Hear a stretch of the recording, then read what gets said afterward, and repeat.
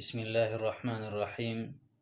محترمو، یو بهترینه دعا ده او دا دعا جبریل علیه السلام راغی رسول الله صلی الله علیه وسلم ته وی ای محمد صلی الله علیه وسلم ته بیماری هغه ویل او تکلیف دی را باندې. جبریل علیه السلام هغه ته دا دعا ویله، دا دمې پې ووایه: بسم الله ارقیک من كل شيء يؤذيك من شر كل نفس او عين حاسد الله يشفيك بسم الله ارقيك.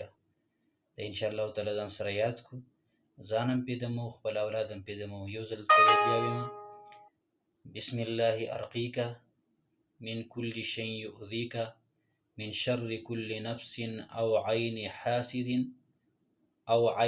حاسد الله يشفيك بسم الله ارقيك. د بد نظر د